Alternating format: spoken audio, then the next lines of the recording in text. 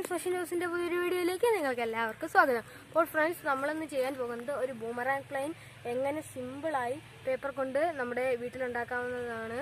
അപ്പോൾ നമുക്ക് നേരെ വീഡിയോയിലേക്ക് കിടക്കാം. അതിനു മുമ്പായി നിങ്ങൾ ഇതുവരെ എൻ്റെ ചാനൽ സബ്സ്ക്രൈബ് ചെയ്തിട്ടില്ലെങ്കിൽ നമുക്ക് ചുമന്ന സബ്സ്ക്രൈബ് ബട്ടണും ബെല്ലൈക്കണും ഓൾ എന്ന ഓപ്ഷനും ഒക്കെ എനേബിൾ ചെയ്യാൻ മറക്കരുത്. അപ്പോൾ നമുക്ക് നേരെ വീഡിയോയിലേക്ക് കിടക്കാം. അപ്പോൾ ഫ്രണ്ട്സ്, നിങ്ങൾക്ക് എൻ്റെ കയ്യിലൊരു ഷീറ്റ് പേപ്പർ കാണാൻ സാധിക്കും.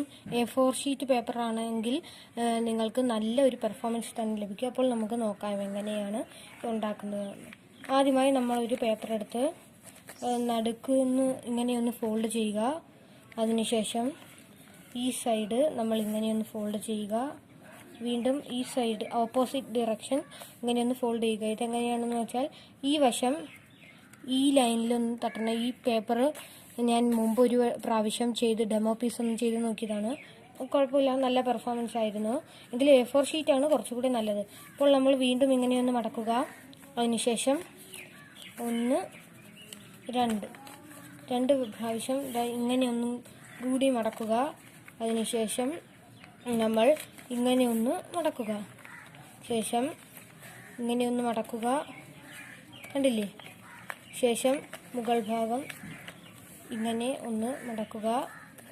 വീണ്ടും അടിഭാഗം അകത്തേക്ക് മടക്കി വെക്കുക. അതിനുശേഷം നമ്മൾ മുകൾ ഭാഗം അടിയിലേക്ക് മടക്കി വെക്കുക. അതിങ്ങനെ ഒന്ന് ഫോൾഡ് ചെയ്യുക. കണ്ടില്ലേ? ശേഷം ഈ ഭാഗം താഴേക്കും ഈ ഭാഗവും താഴേക്ക് മടക്കുക. അതിനുശേഷം ഈ ഭാഗം താഴേക്ക് മടക്കുക.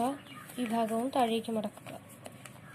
നമ്മുടെ ബൂമറാങ് പ്ലെയിൻ്റെ കൺസ്ട്രക്ഷൻ ഏകദേശം തീരാറായി.